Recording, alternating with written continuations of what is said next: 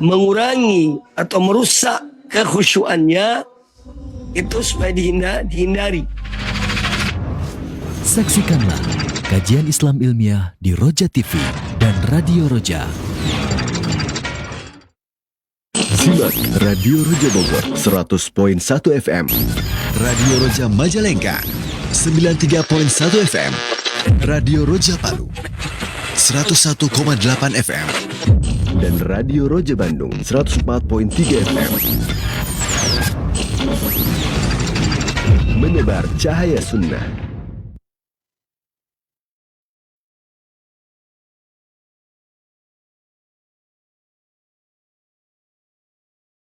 Bismillahirrahmanirrahim. Assalamualaikum warahmatullahi wabarakatuh. Ikhwatal Islam, azanillahu wa iyyakum.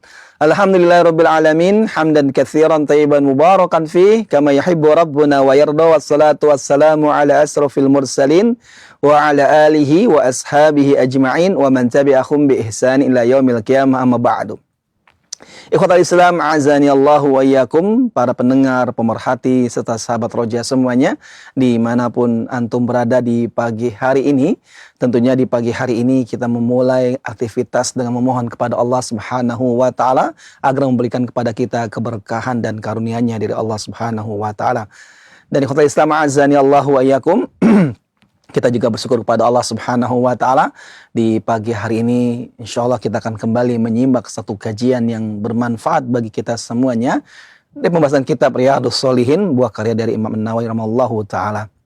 Dan sebagaimana biasa ikhwatal Islam, azanillahu wa iyyakum, kajian yang akan disampaikan dan dipaparkan bersama guru kita Al-Ustadz Al-Fadil Mubarak Bamu'alim LC MAhi hafizallahu ta'ala. Alhamdulillah kami telah terhubung dengan beliau yang saat ini berada di studio Al-Iman Center. Sebelum kajian kita mulai di pagi hari ini, yang insya Allah beliau akan mengangkat satu tema lanjutan di pembahasan pekan yang lalu, itu hal-hal penting dalam Islam yang tentunya perlu kita ketahui bersama. Kami informasikan kepada Anda semuanya ikhwatal Islam, azanillahu wa iyyakum. Bagi Anda yang ingin bertanya setelah kajian selesai disampaikan dan dipaparkan, Anda bisa menghubungi kami secara langsung di 0218236543. Dan juga Anda dapat kirimkan pertanyaan melalui chat WA di 0218236543. Nama ikhwatal Islam, azanillahu wa iyyakum. Kita akan simak bersama, dan kepada Ustadz kami persilakan falyatafadhal maskuran.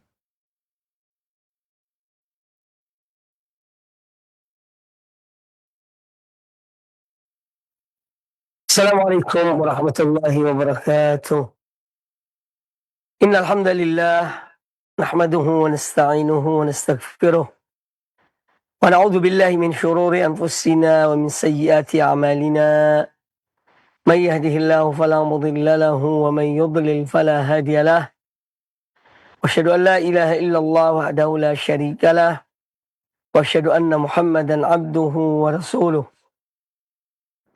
Amma ba'du, fa inna ahsanal hadits kitabullah wa khairal hadi hadi Muhammadin sallallahu alaihi wa alihi wasallam.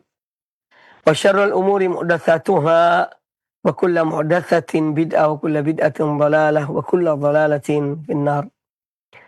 Ma'asyiral muslimin rahimakumullah, alhamdulillah pada kesempatan yang baik ini kita kembali bertemu dalam pembahasan hadis-hadis Nabi sallallahu alaihi wa alihi wasallam dari kitab Riyadhus Shalihin min kalami Sayyidil Mursalin sallallahu alaihi wasallam, buah karya dari Al-Imam Abu Zakaria Yahya bin Sharaf An-Nawawi rahimahullah ta'ala rahmatan wasi'ah. Pembahasan kita masih seputar hal-hal yang luar biasa, atau hadis-hadis yang menjelaskan tentang berbagai hal penting yang telah disampaikan oleh Rasulullah sallallahu alaihi wa alihi wasallam. Pada pertemuan yang lalu kita membahas tentang hadis terakhir yang kita bahas, yaitu tentang 3 golongan yang tidak akan Allah berbicara dengan mereka dan tidak akan disucikan diri mereka, dan Allah tidak akan melihat mereka di hari kiamat kelak. Dan mereka itu adalah orang yang memiliki kelebihan air di tengah padang pasir, namun kemudian ada musafir yang meminta air darinya, dia tidak memberikan kelebihan air itu. Yang kedua adalah orang yang berjual beli sesudah asar, sudah sholat asar, dan dia bersumpah dengan sumpah-sumpah palsu untuk meyakinkan kepada pembeli akan barang dagangannya. Padahal apa yang dia katakan tidak sesuai dengan realita dari keadaan barang yang dijualnya. Kemudian yang ketiga, seorang membaiat imam atau pemimpin, dia setia kepada pemimpin itu apabila pemimpin itu memberikan kepadanya bagian dari dunia ini. Ya. Dan dia berlepas diri dari pemimpin itu, ya, kalau pemimpin itu tidak memberikan kepadanya sesuatu dari dunia ini. Nah, inilah 3 golongan manusia yang disebutkan oleh Nabi Shallallahu Alaihi Wasallam bahwa Allah tidak akan melihat mereka dan pandangan kasih sayang dan rahmat. Allah tidak mensucikan diri mereka dan Allah tidak akan, ya, dan bagi mereka ada azab yang pedih. Adapun hadis yang berikutnya, yaitu juga hadis Abdullah bin hadis Abu Hurairah radhiyallahu taala an. Qala an-Nawawi rahimahullah, wa anhu ay wa an Abi Hurairah radhiyallahu anhu, dari Abu Hurairah radhiyallahu an, dari Nabi sallallahu alaihi wasallam beliau bersabda, ya, Nabi SAW bersabda, baina nafkhataini arba'un. Qalu ya Aba Hurairah, arba'una yawman? Qala abait. Qalu arba'una sanatan? Qala abait. Qalu arba'una syahran? Qala abait. Wa yabla kullu syai'in minal insani illa ajbad dhanab fihi yurakkabul khalqu thumma yunazzilullahu minas sama'i ma'an fayambutuna kama yambutul baqlu. Hadis sahih muttafaqun alaih, riwayat Imam Bukhari dan Imam Muslim. Nabi SAW bersabda, bainan nafkhataini arba'una. Di antara 2 tiupan sangkakala itu 40. Jaraknya 40. Ya. Para sahabat bertanya, ini kepada Abu Hurairah yang menyampaikan hadis ini. Qalu ya Abu Hurairah arba'una yauman, wahai Abu Hurairah, jarak antara 2 tiupan sangkakala itu apakah 40 hari? Qal abait. Kata Abu Hurairah, tidak, aku enggan. Yani untuk mengatakannya. Ya. Atau untuk mengiyakan 40 hari. Kalau mereka bertanya lagi, arba'una sanah, apakah jarak antara 2 tiupan sangkakala itu sejarak 40 tahun? Qala abait. Kata Abu Hurairah, aku enggan. Qalu arba'una syahran, mereka bertanya lagi, apakah 40 bulan? Qala abait. Kata Abu Hurairah, aku enggan. Ya. Untuk mengatakan hal itu. Atau untuk memastikan hal tersebut. Kemudian kata Abu Hurairah radhiyallahu an, bahwa Nabi SAW bersabda, wa yabla kullu syai'in minal insani illa ajbad dhanab. Dan semua yang ada pada fisik manusia, ya, ketika dia mati, dia dikuburkan, maka semua yang ada pada fisiknya itu hancur. Kecuali ajbad dhanab. Ya, semua tulang belulang, ya, apalagi daging-dagingnya, ya, setelah orang itu meninggal, maka akan hancur. Kecuali ajbud dzanab. Ajbud dzanab ini satu tulang, ya, yang kecil, yang ada di bagian belakang tempat duduk kita. Ya. Di atasnya dubur. Ada sepotong tulang. Ya. Itu yang tidak akan punah. Lalu kata Nabi alaihissalam, fihi rakkabul khalqu. Ya. Dari, ya, tulang tersebut disebut dengan, ini sebagian orang mengatakan tulang ekor. Ya. Dari tulang tersebut manusia akan dibangkitkan. Dari ajbu janab ini. Ajbu adzanab. Dari sepotong tulang itu, manusia akan disusun kembali oleh Allah SWT seperti semula. Thumma yunazzilullahu minas sama'i ma'an. Kemudian Allah turunkan dari langit air.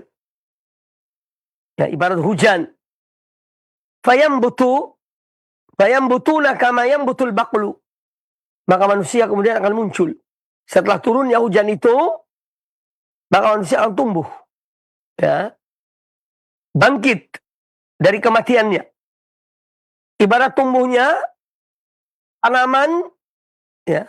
Ibarat tumbuhnya tanaman. Al-baqal jenis dari tanaman.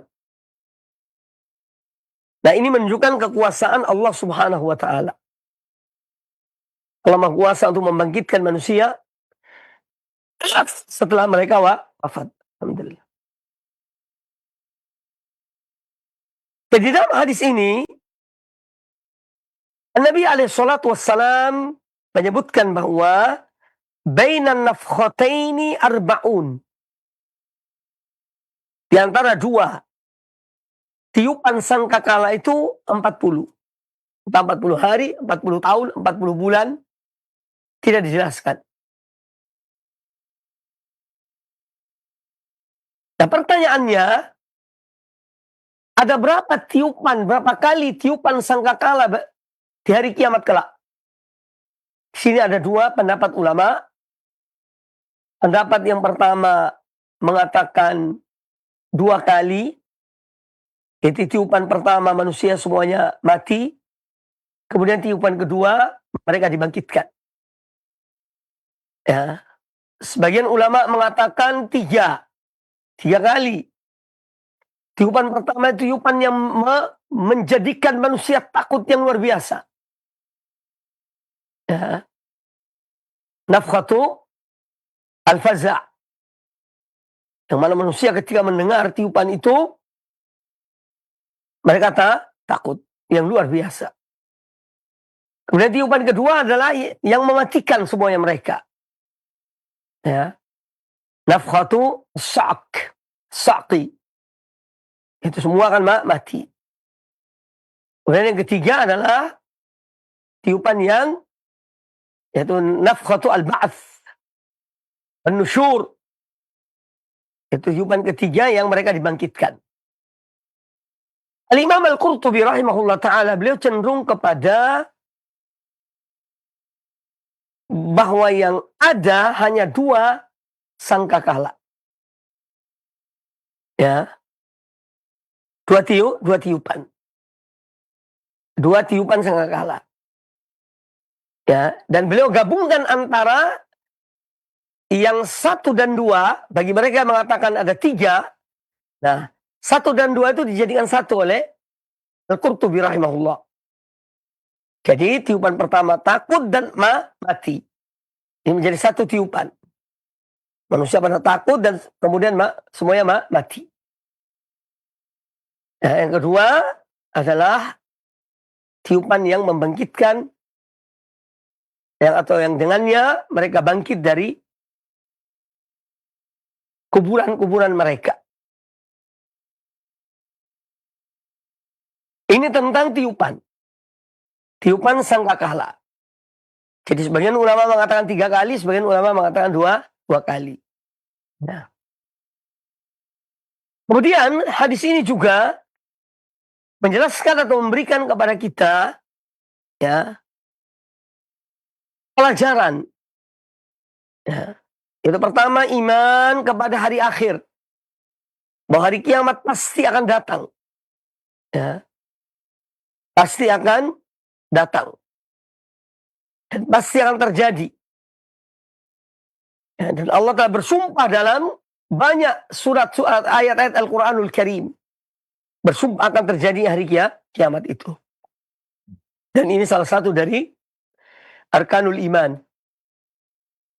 Salah satu dari rukun-rukun iman yang wajib kita imani. Nah. Kemudian juga hal yang lain yang menjadi pelajaran bagi kita dari hadis ini, bahwa di antara peristiwa-peristiwa hari kiamat itu adalah tiupan sangkakala yang menunjukkan ya, peristiwa yang dahsyat terjadi hari kiamat. Ya, ini hal-hal yang terjadi di hari kiamat kelak. Yang terakhir adalah dengan tiupan sangkakala itu.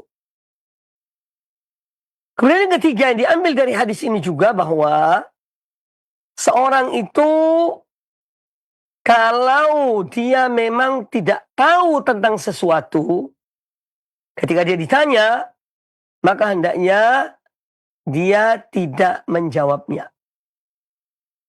Ya, sebagaimana Abu Hurairah radhiyallahu an ketika ditanya oleh murid-muridnya ya, tentang berapa jarak antara tiupan sangkakala yang pertama dan tiupan sangkakala yang kedua. Ya, maka beliau tidak menjawab secara pasti. Ya, ini menunjukkan waroknya seorang. Jadi seorang yang alim, kalau dia tidak tahu tentang sesuatu, sebaiknya ya jangan menjawab. Ya, katakan wallahu a'lam. Ini yang seyogyanya bagi seorang yang ketika dia ditanya tentang sesuatu yang dia tidak mengetahuinya. Ya. Kemudian hadis ini juga menjelaskan pada kita bahwa ketika manusia wafat, ya, dia dimasukkan ke dalam kuburannya, itu mereka akan binasa dan hancur. Fisik-fisik mereka menjadi tulang belulang mereka semua hancur. Ya. Yang jasadnya utuh itu hanya jasadnya para nabi. Sebagaimana disabdakan oleh Nabi SAW, Inna Allaha harrama alal ardi an ta'kula ajsad al-anbiya. Sesungguhnya Allah mengharamkan pada bumi ini untuk memakan jasad para nabi. Ya, jadi jasad para nabi itu tetap dijaga oleh Allah Subhanahu wa taala. Walaupun mereka telah meninggal, fisiknya tetap utuh. Ya. Namun selain mereka, maka akan hancur. Ya. Menyatu dengan tanah. Dan dari semua fisik manusia, tulangnya, dagingnya, darahnya hancur, habis. Yang tertinggal hanya satu jenis tulang. Namanya ajibudz dzanab. Ya. Kalau dibahasakan dengan bahasa Indonesia, kurang lebih tulang ekornya. Ya. Ada sepotong tulang ketika kita duduk, ya, itu kita bisa merasakan di atasnya dubur seseorang. Ya, itu ada sepotong tulang. Itu namanya ajibudz dzanab. Ajibudz dzanab. Nah, itu yang akan tetap. Karena dari situlah nanti fisik manusia itu disusun kembali, dibentuk kembali oleh Allah Subhanahu wa taala, zat yang Maha Kuasa. Zat yang apabila ingin berbuat sesuatu hanya dengan mengatakan kun fayakun, jadilah, maka sesuatu itu terjadi. Ya, jadi Allah Maha Kuasa, ya, untuk membangkitkan manusia setelah mereka mati. Ya. Ini yang dipungkiri oleh orang-orang kafir dan orang-orang musyrikin. Mereka tidak beriman pada hari akhir. Ya. Sehingga karena Al-Walid bin Mughirah, ya, karena beliau termasuk orang yang menentang Rasulullah SAW. Ya. Beliau datang kepada Nabi SAW membawa tulang belulang yang sudah hancur. Ya. Ini disebutkan oleh Allah Azza wa Jalla dalam Al-Quranul Karim. Dalam surat Yasin. Wa daraba lana mathalan. Dan dia memberikan perumpamaan kepada kami. Dia datang kepada Nabi SAW, membawa tulang-tulang belulang itu. Dan mengatakan, siapakah yang bisa membangkitkan tulang belulang setelah hancur ini? Ya. Maka Allah menyuruh Nabi SAW untuk mengatakan, Allah yang akan membangkitkannya. Dia yang menciptakan pertama kali dan dia akan membangkitkan manusia itu. Qul yuhiha alladhi ansha'aha awwala marrah. Katakanlah wahai Muhammad, ini kepada orang yang bertanya itu, bahwa yang menghidupkan tulang belulang itu dia yang menciptakannya pertama kali. Ya, dia menciptakan pertama kali. Yaitu Allah Subhanahu wa taala. Nah, kita beriman, kita yakin bahwa Allah Azza wa Jalla zat yang Maha Kuasa untuk membangkitkan manusia setelah mereka mati. Ya. Kemudian hadis ini juga memberikan pelajaran kepada kita tentang, ya, Allah Subhanahu wa taala, dia telah menetapkan segala sesuatu. Allah menetapkan, mentakdirkan, menciptakan manusia, dan Allah mentakdirkan mereka akan dimatikan kemudian dibangkitkan setelah matinya. Dan dia Maha Kuasa, ya, untuk melakukan apa yang dikehendakinya. Ya. Disebutkan, ya, di antara dalam Al-Quranul Karim, ya, Allah Azza wa Jalla berfirman, awalaysa alladhi khalaqas samawati wal arda biqadirin ala an yakhluqa mithlahum. Bukankah dia yang telah menciptakan langit dan bumi? Dia itu berkuasa untuk menciptakan seperti mereka. Ya. Wal khallaqul alim. Dan dia zat yang maha pencipta dan zat yang maha mengetahui. Jadi menunjukkan kekuasaan Allah Subhanahu wa ta'ala. Ya, dan kita tidak ragu akan kekuasaan dan kebesaran Allah Subhanahu wa ta'ala. Allah berbuat apa yang Allah kehendaki. Ya.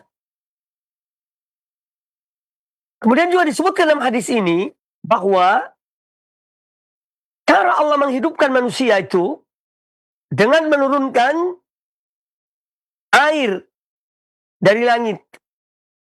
Ya. Yang dari situ kemudian tumbuhlah mereka manusia itu. Ya. Tersusun kembali fisik mereka. Ya, bangkit dari kematian mereka. Ini disebutkan oleh An-Nabi alaihi salatu wassalam. Ya. Thumma yunazzilullahu minas sama'i ma'an. Kemudian Allah turunkan dari langit air. Ya. Fayambutuna kama yambutul baqlu. Maka mereka tumbuh sebagaimana tumbuhnya tanaman itu. Ya, Allahu Akbar. Allah Maha Besar, Allah Maha Kuasa. Ya. Apa yang Allah kehendaki pasti terjadi. Nah, ini hal-hal yang wajib kita beriman. Bahwa manusia akan dibangkitkan kembali di hari kiamat kelak. Ya. Untuk dimintai pertanggungjawaban atas berbagai hal, berbagai nikmat yang telah Allah berikan pada mereka, ya, dan mempertanggungjawabkan perbuatan-perbuatan mereka. Ini iman kepada hari akhir. Hadis yang berikutnya. Wa anhu qal, juga dari Abu Hurairah radhiyallahu taala an. Ya. Beliau berkata, "Bainama an-nabiy sallallahu alaihi wasallam fi majlisin yuhaddithul qauma." Tatkala Nabi sallallahu alaihi wasallam sedang berada di majelis beliau sambil berbicara, mengajarkan sahabat-sahabat beliau, ja'a a'rabiyun, tiba-tiba muncul seorang Arab dusun. Ya, muncul seorang Arab dusun, ya, orang Badui. Lalu faqal, orang Arab dusun ini berkata, mata sa'ah, kapan hari kiamat terjadi? Jadi pertanyaan mereka, kapan? Kapan itu bertanya tentang waktu. Mata sa'atu, kapan terjadinya hari kiamat? Famadha Rasulullah sallallahu alaihi wasallam yuhadditsu. Ketika orang ini bertanya, Rasulullah SAW tetap melanjutkan pembicaraannya dengan para sahabat, memberikan pelajaran pada mereka. Faqala ba'dul qaum, maka sebagian dari sahabat mengatakan, sami'a maqal, fakariha maqal, bahwa beliau Nabi SAW telah mendengar pertanyaan orang ini, tapi beliau kariha, beliau tidak senang, ya, terhadap pertanyaan tersebut. Ini sebagian sahabat berpendapat begitu. Makanya Nabi SAW melanjutkan pelajarannya atau melanjutkan pembicaraannya dengan para sahabat. Wa qala ba'dhum, sebagian sahabat mengatakan bal lam yasma'. Sebagian sahabat mengatakan bahwa Nabi SAW ini tidak mendengar apa yang ditanyakan oleh orang ini. Hatta idza qada hadithahu qal, ya, sampai selesai beliau menyampaikan pembicaraannya kepada para sahabat, beliau sallallahu alaihi wasallam bersabda atau berkata, aina as-sa'ilu 'anis sa'ati? Mana sih orang tadi yang bertanya tentang kapan hari kiamat itu terjadi? Ya, aina as-sa'il? Mana orang yang bertanya itu? Yang bertanya tentang kapan terjadi hari kiamat. Qal ha ana ya Rasulullah. Orang Badui itu atau orang Arab dusun tadi mengatakan, ini aku ya Rasulullah. Ya, mungkin dia mengacungkan tangannya atau apa, intinya dia mengatakan, aku ini yang bertanya. Maka dijawab oleh Nabi SAW. Kata beliau, idza dhuyyi'atil amanatu fantadhiris sa'ata. Apabila amanah telah disia-siakan, amanah tidak disampaikan, amanah tidak dilaksanakan, maka tunggu saatnya hari kiamat. Hal orang itu bertanya kepada Nabi SAW, kaifa idha'atuha? Kaifa idha'atuha? Bagaimana sih bentuk dari penyanyian terhadap amanah?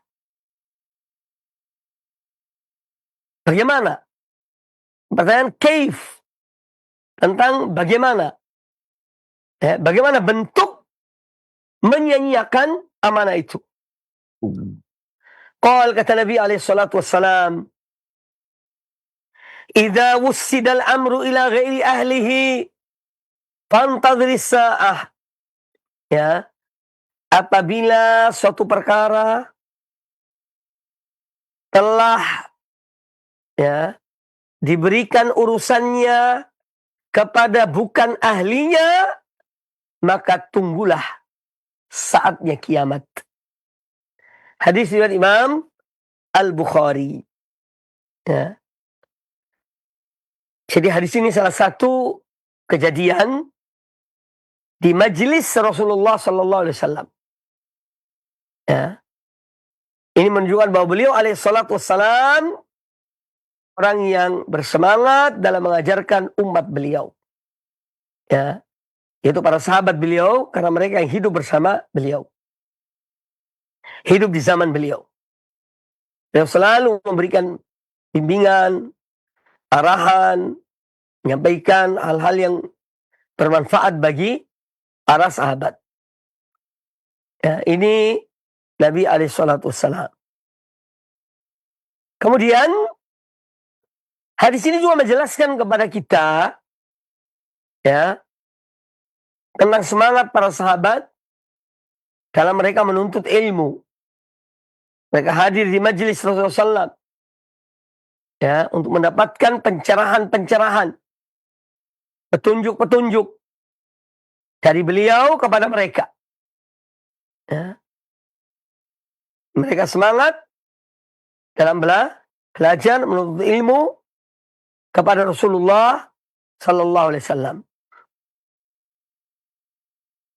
Kemudian hadis ini juga menjelaskan kepada kita tentang ya bolehnya mengulangi pertanyaan itu kalau orang yang ditanya mungkin belum dengar atau mungkin lagi sibuk dengan sesuatu hal sehingga dia belum bisa menjawab, maka kita boleh mengulangi pertanyaan itu.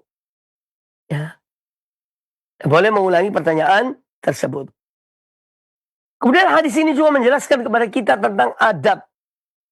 Ya. Adab seorang alim dan adab seorang yang penuntut ilmu. Ya. Yaitu bagaimana Ar-Rasul alaihissalam beliau melanjutkan pembicaraannya.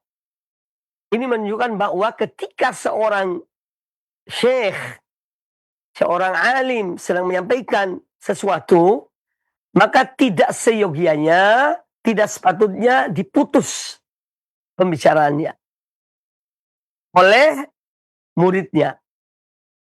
Ya, ini termasuk adab. Biarkan dia selesai ya pembicaraannya, baru kemudian kita bertanya. Ini antara adab-adab dalam bertanya kepada ya guru, pada orang alim. Ya, ketika dia sedang berbicara, jangan diputus pembicaraannya. Ya, tunggu sampai selesai, baru kemudian tanya. Ya, dan guru berhak untuk tidak yakni menggubris ya orang yang memutus pembicaraannya. Dia berhak. Dalam rangka juga mengajarkan ya adab-adab dalam majelis. Oleh karena itu Nabi alaihissalam dalam kisah ini beliau tetap melanjutkan pembicaraannya ya sampai selesai. Setelah itu baru beliau bertanya, siapa sih yang tanya tadi itu? Ini artinya bukan beliau tidak mendengar, beliau tahu, beliau mendengar. Ya. Tetapi pembicaraan beliau ini harus diselesaikan. Ya. Harus diselesaikan. Ya, baru kemudian beliau melayani yang bertanya. Nah ini semua bagian dari adab-adab dalam majelis ilmu. Ya. Semua bagian dari adab-adab dalam menuntut ilmu atau di majelis ilmu. Kemudian bahwa hadis ini juga menjelaskan kepada kita tentang ketika seorang memberikan pelajaran, itu hendaknya tertata. Ya. Apa yang harus disampaikan, yang pertama, yang kedua, yang ketiga, yang keempat. Ya, sehingga dia bersambung dan tidak terputus. Ya. Makanya Nabi SAW ketika diputus dengan pertanyaan tadi, beliau tetap melanjutkan. Karena ada poin-poin yang harus sampaikan oleh beliau Sallallahu Alaihi Wasallam kepada mereka. Kemudian bahwa seorang yang menuntut ilmu juga dia ya, berhak untuk bertanya kepada gurunya. Ya, apa yang masih ada, hal-hal yang sulit, yang kurang dipahami, itu seorang penuntut ilmu silakan bertanya kepada gurunya. Namun tetap menjaga ya waktu dan adab. Ya, kapan harus dia bertanya?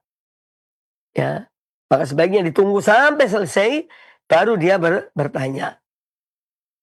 Kemudian hadis ini juga menjelaskan kepada kita salah satu metode dalam mengajar adalah dengan tanya jawab.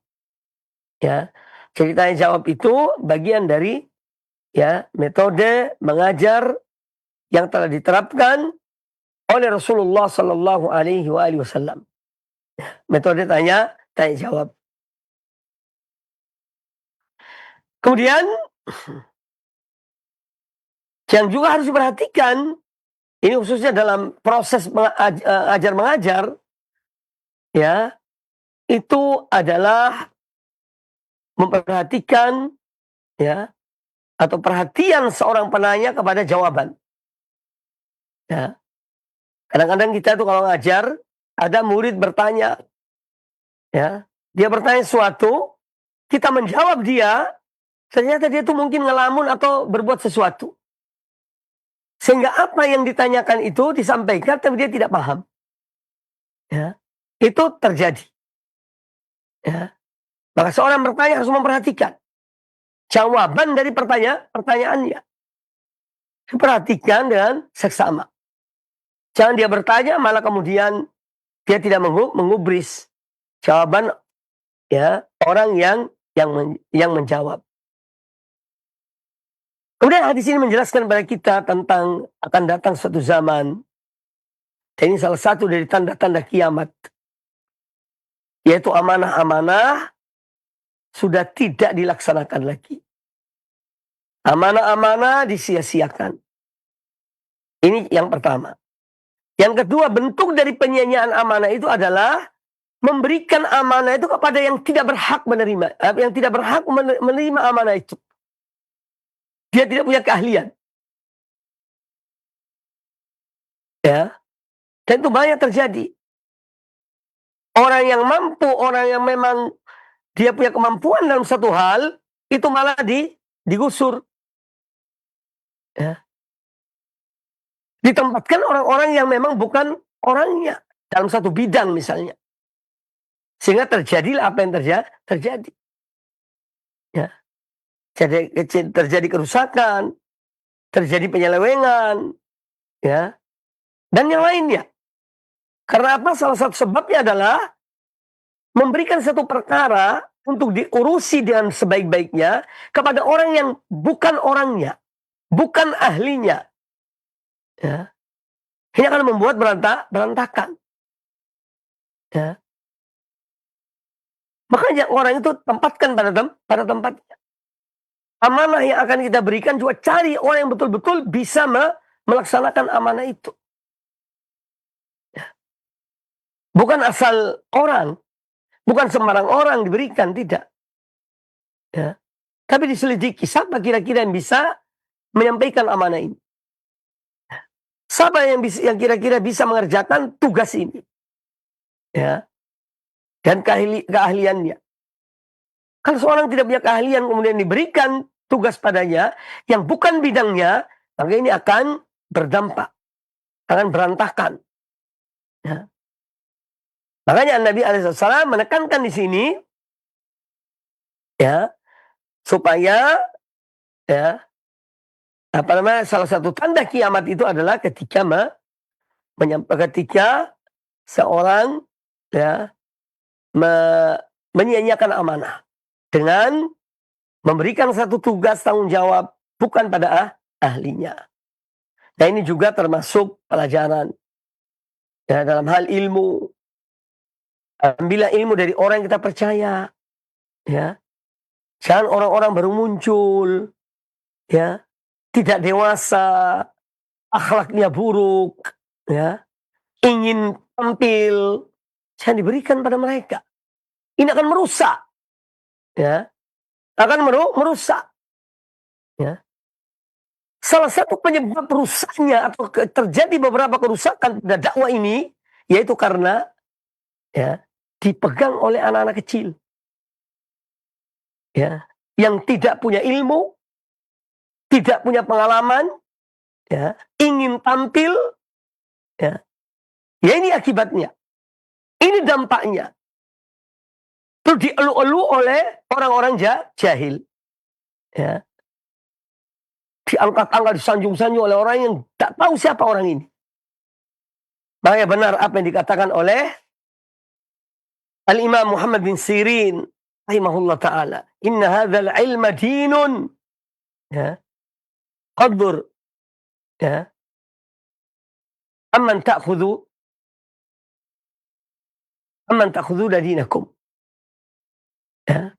Sungguhnya agama ini ilmu. Ilmu ini adalah agama. Ya. Maka cermatilah dari siapa kalian mengambil ilmu kalian.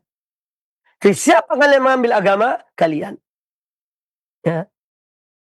Hati-hati. Kita hidup hanya sekali, tidak dua kali.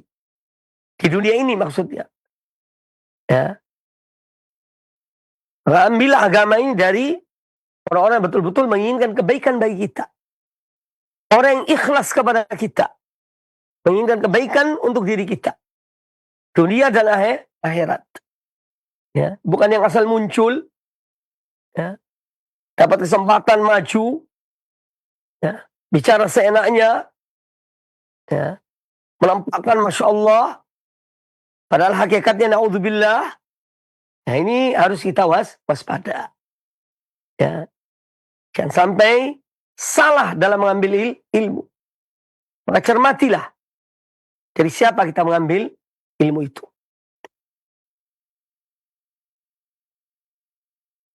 Karena ilmu ini bagian dari amanah. Ya. Yang harus diberikan pada ahlinya. Kemudian hadis yang berikutnya. Sebelum itu kita harus yakin bahwa kiamat itu ada tanda-tandanya.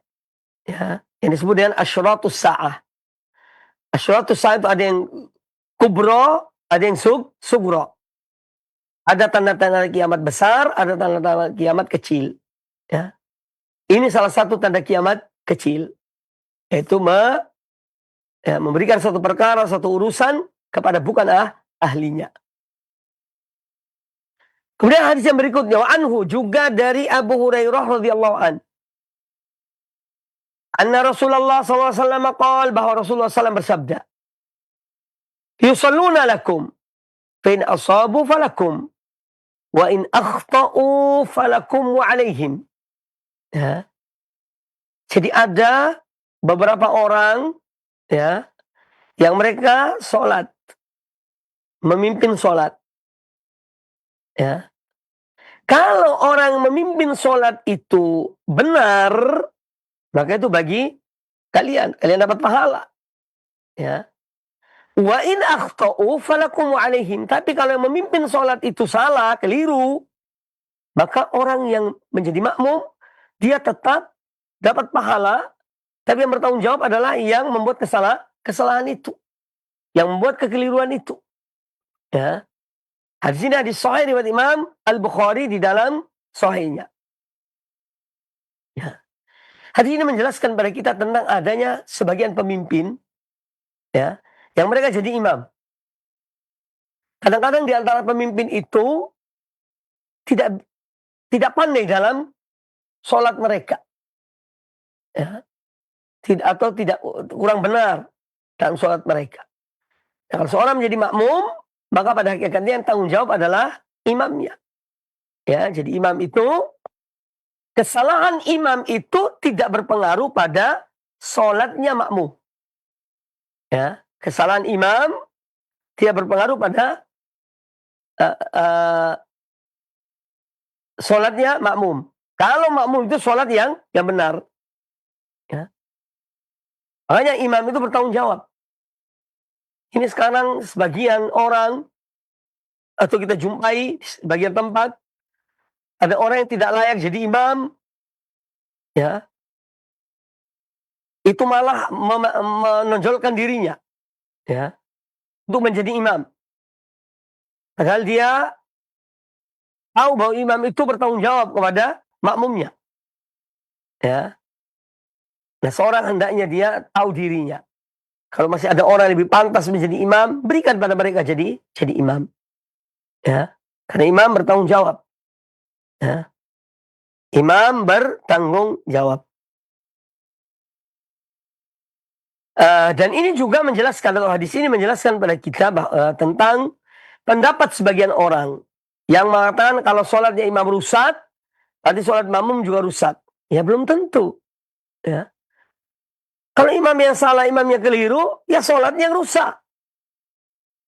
Kalau makmum sholatnya benar, maka dia yang tetap mendapatkan pahala. Ya. Tidak setiap kesalahan pada imam membatalkan semua sholatnya makmum.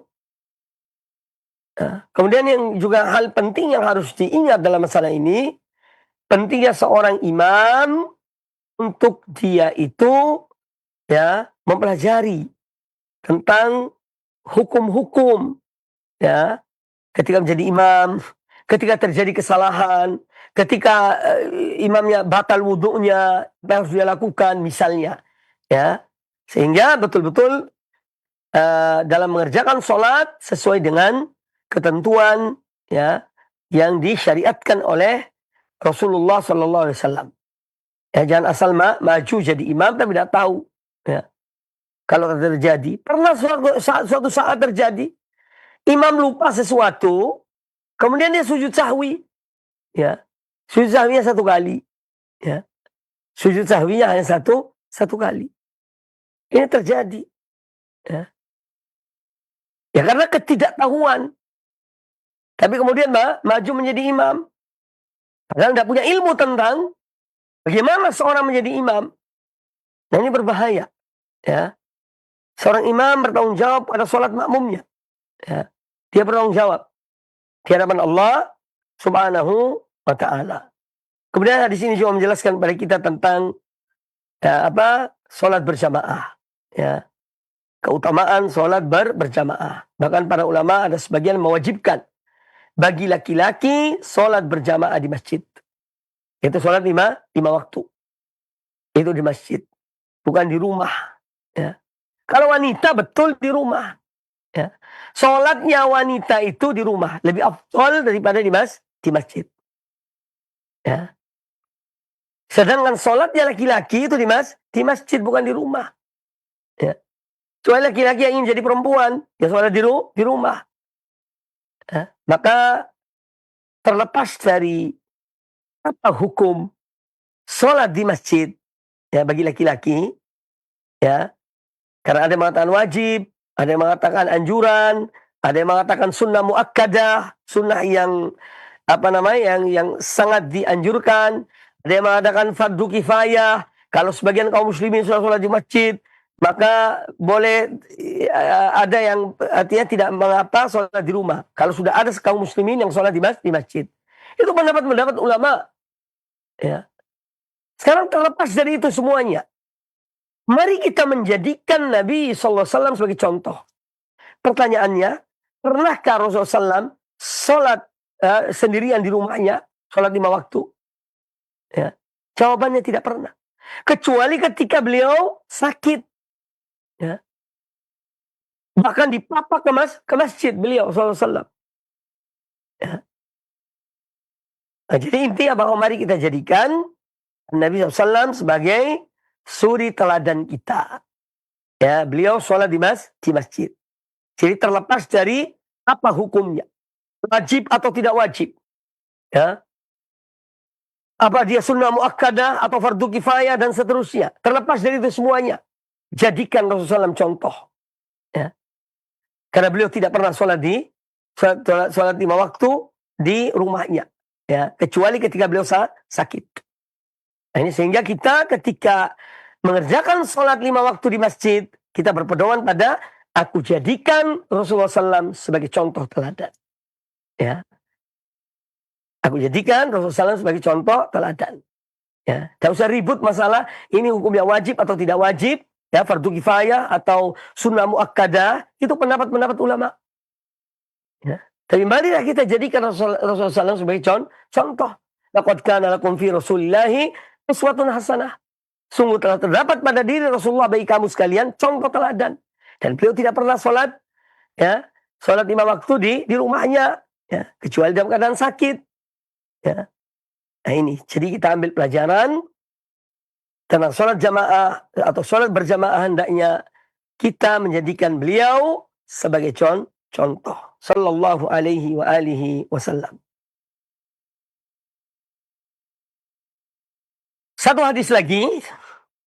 Wa anhu, juga dari Abu Hurairah radhiyallahu an, ya, tentang firman Allah Azza wa Jalla, kuntum khaira ummatin ukhrijat linnas. Kalian adalah sebaik-baik umat yang dimunculkan, yang ditampilkan kepada manusia. Lalu qal, khairun nasi linnasi, ya'tuna bihim bis salasil fi anaqim hatta yadkhulu fil Islam. Ya, hatta yadkhulu fil Islam. Kemudian dalam riwayat yang lain dan juga dari Abu Hurairah radhiyallahu an, qal, ya, ajiballahu azza wa jalla min qaumin yadkhuluna al-jannata fis salasil. Ya, Allah kagum kepada satu kaum yang mereka itu masuk surga dengan rantai. Ya, artinya mereka dipaksa masuk surga. Nah, ini insyaallah kita bahas pada pertemuan akan datang. Karena hadisnya cukup banyak yang harus dibahas dalam hadis ini, ya, tentang bagaimana ya ketika terjadi peperangan antara kaum muslimin dan orang-orang bukan muslim, kemudian orang bukan muslim itu diajarkan Islam pada mereka, ya, mereka ditawan, kemudian diajarkan pada Islam pada mereka tertarik pada Islam, akhirnya dengan sebab itu mereka masuk surga, ya, dan sebab itu mereka masuk surga, ya. Padahal seakan-akan mereka itu terpaksa. Tapi ketika mereka menyadari akan kebenaran Islam, Islam mengajarkan tauhid, menyembah hanya kepada Allah, beriman kepada Rasulullah SAW dan seterusnya, maka mereka kemudian tertarik masuk Islam. Dan dengan demikian, ya, ketika dia istiqomah dalam Islamnya, masuk surga Allah Subhanahu wa taala, ya, karena sebab ya ditawan tadi itu. Seakan-akan dirantai. Tapi dirantai untuk masuk surga. Nah, itu karunia dari Allah Subhanahu wa taala kepada mereka yang ketika itu belum memeluk Islam, namun mereka ketika ditawan, ya, kemudian mereka didakwai dan dakwah Islam, lalu mereka pun memeluk Islam, dan itu semua hidayah, petunjuk dari Allah Subhanahu wa taala. Ya, dan Allah taala memberikan petunjuk kepada siapa yang dikehendakinya,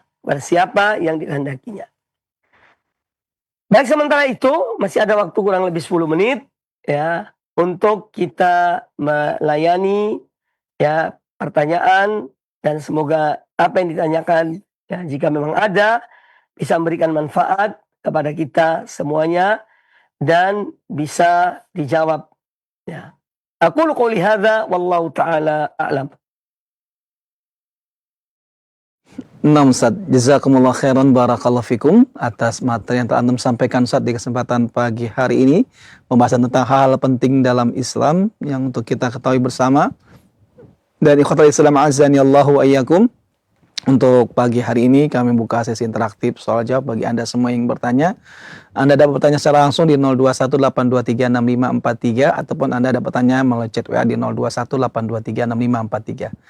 Nah, kita angkat pertanyaan pertama dengan telepon di 0218236543. Silakan. Assalamualaikum. Waalaikumsalam warahmatullahi wabarakatuh. Dengan siapa Ibu dan berada di mana? Aryani di Majalengka. Ibu Aryani di Majalengka. Silakan Ibu Aryani. Izin bertanya Ustaz, saya anak pertama dari 7 bersaudara. Adik-adik saya semuanya kuliah, sementara saya cuma lulusan SMA. Pertanyaan saya Ustaz, bagaimana dengan orang tua yang tidak menyamakan masalah pendidikan tentang anak-anaknya Ustaz? Terima kasih. Assalamualaikum. Baik, terima kasih banyak Ibu. Waalaikumsalam warahmatullahi wabarakatuh. Dan kepada Ustadz kami persilakan untuk menjawab. Silakan Ustadz. Baik, tentang pertanyaan ya, kalau saya tidak keliru yang ditanya tentang beliau dan beberapa saudara beliau. Semuanya dikuliahkan atau disekolahkan oleh orang tuanya, kecuali beliau hanya sampai SMA. Yang pertama, ya memang sebetulnya bahwa orang tua itu berusaha semaksimal mungkin untuk bisa berlaku adil kepada anak-anaknya. Ya.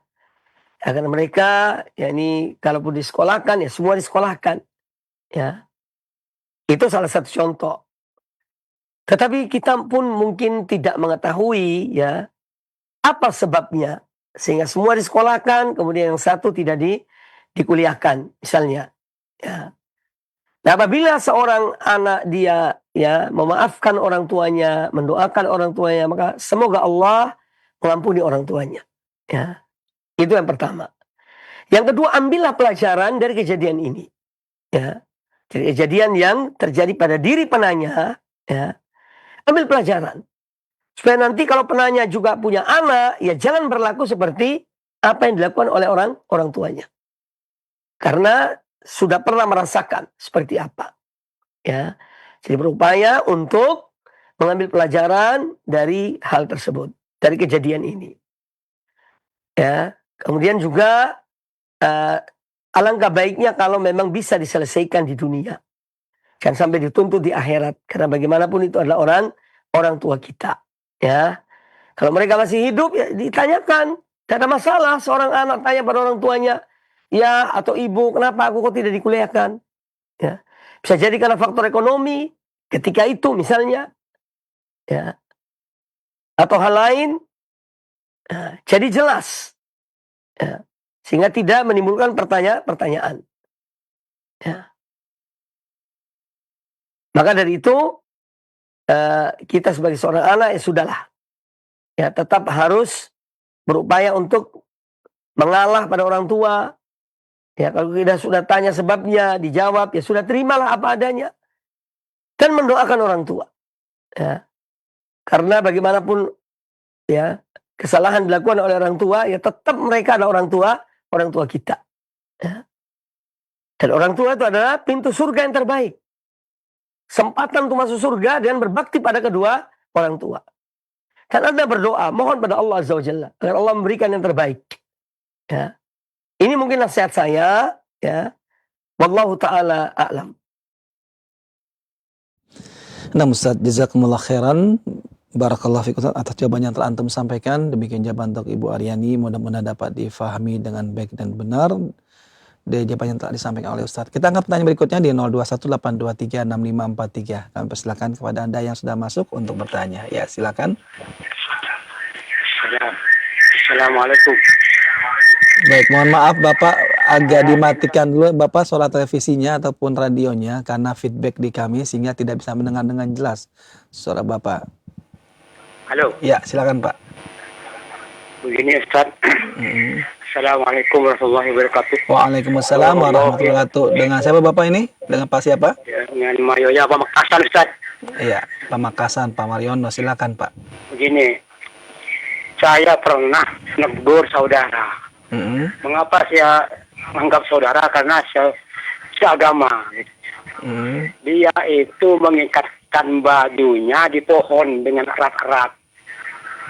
Saya tegur, buat apa itu diikat di situ? Untuk menolak bala katanya. Bilang gitu, untuk menolak bala. Pohon itu memang pohon yang ada di tempat-tempat yang terpencil gitu. Baik, pertanyaan apa Pak? Pertanyaan? kamu itu banyak-banyak beristighfar karena itu salah. Baik. Karena yang mendapat, yang bisa menolak bala itu hanya Allah. Baik. Pertanyaan Bapak langsung, Pak. Langsung pertanyaannya, Pak. Pertanyaannya, mengapa itu termasuk perbuatan syirik, Ustaz? Gitu. Ya. Assalamualaikum warahmatullahi wabarakatuh. Assalamualaikum. Waalaikumsalam warahmatullahi wabarakatuh. Terima kasih banyak Bapak. Wafiq barakallah, dan kepada Ustadz kami persilakan untuk menjawab. Silakan Ustadz. Baik, dari Bapak yang bertanya ya, dari Pamekasan ya. Memang ini yang kita sayangkan. Tidak sedikit di antara kaum muslimin yang mereka masih bergantung kepada selain Allah. Ya. Padahal yang memberikan manfaat atau menimpakan mudarat pada seorang hamba itu hanyalah Allah Subhanahu wa taala. Maka apa yang Bapak tegur ya, yang Bapak nasihati pada orang yang berbuat demikian itu, ini satu amal kebaikan. Ya, semoga Allah memberkahi, Allah memberikan fadilah atau pahala kepada Bapak yang melakukan hal itu. Ya, adapun tentang perbuatan tersebut, ya jelas perbuatan syirik. Bagaimana seorang manusia yang mempunyai pedoman Quran dan Sunnah, hadis, punya akal yang sehat, kok beranggapan bahwa pohon ini yang menentukan bala atau tidak ada bala? Na'udzubillah. Ya, ini sudah ini hal-hal yang tidak selayaknya seorang hamba Allah, muslim, mukmin, beriman pada Allah, beriman pada Rasulnya, kok masih percaya kepada hal-hal seperti itu. Ya. Oh, ini itu benda. Dipotong, digergaji, selesai. Dia tidak bisa apa-apa. Ya. Maksud dia bisa tolak bala. Itu apa kaitan dengan pakaian? Apa pakaian ini dan diikat kemudian bisa menolak bala? Lah. Ya. Ini perbuatan jelas perbuatan syirik. Harus bertobat dari perbuatan itu. Ya, harus bertobat dari perbuatan syirik. Ya. Semoga yang melakukannya diberi hidayah oleh Allah Azza wa Jalla, diberi petunjuk oleh Allah Subhanahu wa taala. Ya. Bahwa yang memberikan manfaat, ya, menimpakan satu mudarat, ya, atau menghilangkan suatu mudarat itu hanya Allah Subhanahu wa taala. Hanya Allah Subhanahu wa taala. Tidak ada yang bisa kecuali Allah Ta'ala. Maka hendaknya kita itu betul-betul bertauhid pada Allah Ta'ala, bertawakal pada Allah Ta'ala, menyerahkan urusan kita pada Allah Ta'ala. Ya. Kita melakukan perintah Allah, menjauhi larangan Allah. Selebihnya serahkan pada Allah Azza wa Jalla. Ya. Selebihnya serahkan pada Allah Subhanahu wa Ta'ala. Ada sebatang pohon, ya, di zaman Umar bin Khattab, karena pohon itu tempat di bawah di bawah pohon itu Rasul SAW dan para sahabat itu melaksanakan baiat, namanya baiatur ridwan. Ya. Nah, ketika zaman Umar bin Khattab radhiyallahu an, beliau melihat gelagat atau khawatir jangan sampai pohon ini dikeramatkan ya oleh generasi yang berikutnya, maka pohon itu dipotong. Ya. Dalam rangka menjaga tauhid. Ya. Orang yang mati dalam keadaan syirik, naudzubillah min dzalik, ya, tidak terampuni dosanya. Jangan kekal dalam api neraka. Kalau mati dalam keadaan berbuat syirik pada Allah Ta'ala, dalam keadaan tidak bertobat pada Allah Ta'ala dari kesyirikan itu, maka hati-hati ya pada kaum muslimin ya, dan yang mendengarkan kajian ini agar kita hati-hati ya, jangan sampai kita terjerumus dalam perbuatan syirik ya.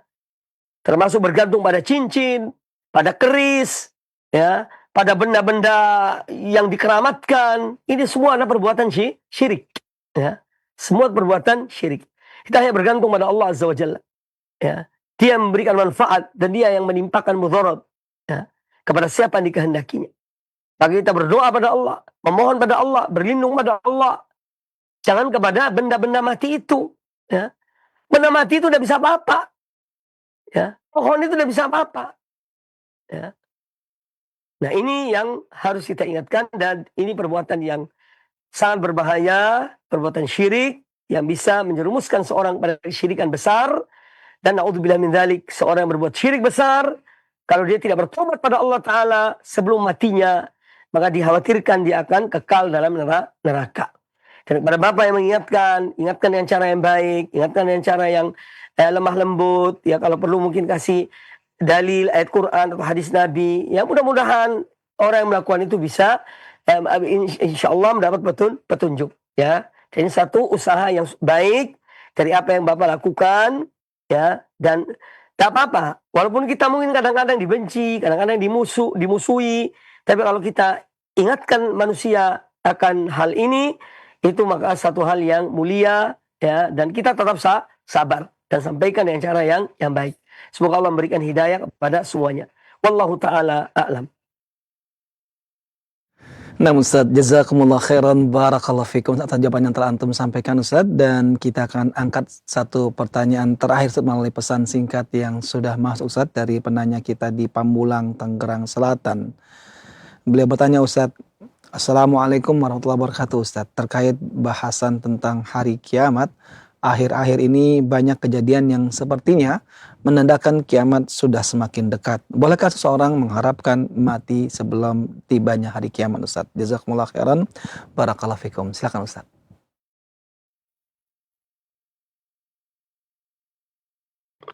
Baik, apa yang dikatakan oleh penanya bahwa sudah banyak tanda-tanda yang menunjukkan dekatnya kiamat.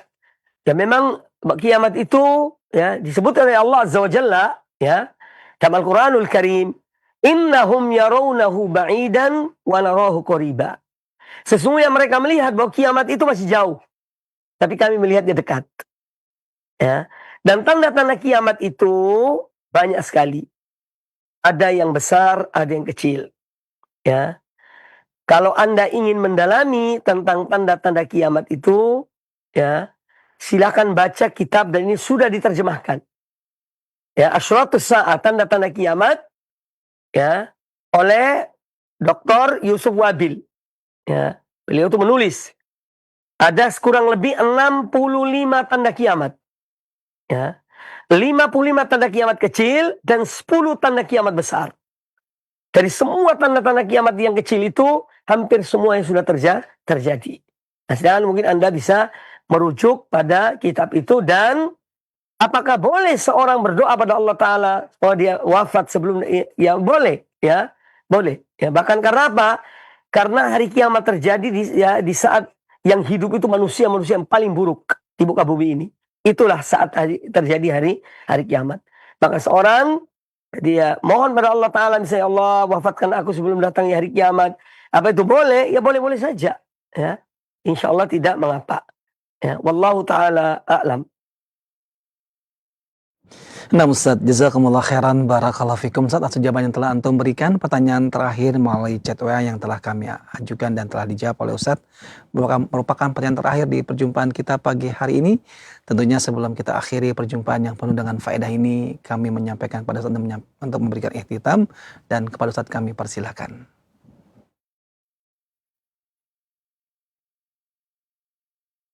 Alhamdulillah, semoga Allah SWT senantiasa memberikan taufik pada kita. Ya, makanya di antara doa Nabi SAW, Allah manfa'ni bima 'allamtani wa 'allimni ma yanfa'uni wa zidni ilman. Ya Allah, berikan manfaat pada apa ilmu yang Kau berikan pada aku, dan ajarkanlah pada aku ilmu yang bermanfaat. Ya, dan bertambahilah ilmu kepada aku. Nah, ini semua dalam rangka kita mohon pada Allah Ta'ala agar ilmu yang kita pelajari semoga bermanfaat, ya, dan bisa kita amalkan, bisa kita terapkan dalam kehidupan kita sehari-hari. Ya, dan kami haturkan jazakumullah khairan kepada semua yang telah ikut di dalam terlaksananya kajian ini dan yang mengikuti kajian ini. Semoga bermanfaat dan semoga menjadi amal kebaikan kita. Amin ya rabbal alamin. Ya, lebih kurangnya saya mohon maaf, dan kita harus tetap menjaga diri kita, keluarga kita, tetap berhati-hati. Ya, di zaman yang banyak ujiannya, banyak fitnahnya, banyak godaannya, kita harus selalu tetap waspada dan selalu menjaga hubungan kita dan Allah Subhanahu wa taala, dan menjaga hubungan kita dengan sesama hamba-hamba Allah, terutama orang-orang yang baik, orang-orang yang soleh. Kita tetap menjaga hubungan dengan mereka. Demikian aku qouli hadza wa jazakumullah khairan. Lebih kurangnya saya mohon maaf. Subhanakallahumma bihamdika asyhadu an la ilaha illa anta astaghfiruka wa atubu ilaik. Wa sallallahu wasallam wa barak ala nabiyyina wa ala alihi washabihi ajma'in. Thumma assalamualaikum warahmatullahi wabarakatuh. Waalaikumsalam warahmatullahi wabarakatuh. Kami ucapkan terima kasih banyak kepada Al-Ustadz Al-Fadil Mubarak Bamu'alim LC MAH Hafizallahu Ta'ala, yang beliau telah memberikan waktunya di pagi hari ini menyampaikan faedah ilmu yang cukup banyak, serta telah memberikan jawaban-jawaban untuk kita semuanya. Semoga Allah Subhanahu wa Ta'ala senantiasa menjaga beliau di sana dan senantiasa memberikan kulasan ilmu dan menambahkan ilmu untuk beliau, sehingga semakin banyak faedah ilmu yang dapat kita ambil dari setiap perjumpaan bersama beliau, insyaallah. Allahumma amin. Dan juga kami ucapkan terima kasih banyak untuk rekan-rekan kami yang berada di Cilengsi, Roja Cilengsi Pusat, dan juga untuk rekan kami yang berada di studio Al-Imam Center. Kami ucapkan terima kasih banyak atas kerjasamanya sehingga bisa menghadirkan kajian ini di tengah-tengah kalangan kaum muslimin. Jazakumullah khairan, barakallahu fikum. Untuk Anda semuanya ikhwatal Islam, sahabat Roja dimanapun Anda berada, terima kasih atas kebersamaan Anda dari awal hingga akhir. Kami ucapkan terima kasih banyak. Jazakumullah khairan, barakallahu fikum. Semoga Allah Subhanahu wa Ta'ala memudahkan kembali kepada kita semuanya untuk menyimak kelanjutan dari pembahasan kita Riyadhus Shalihin. Akhir kalam, untuk kita semuanya tetap menjaga kesehatan, dan tentunya kita mohon kepada Allah Subhanahu wa Ta'ala dapat mengamalkan ilmu yang telah kita dapatkan. Barakallahu fikum, billahi taufiq wal hidayah. Wassalamualaikum warahmatullahi wabarakatuh.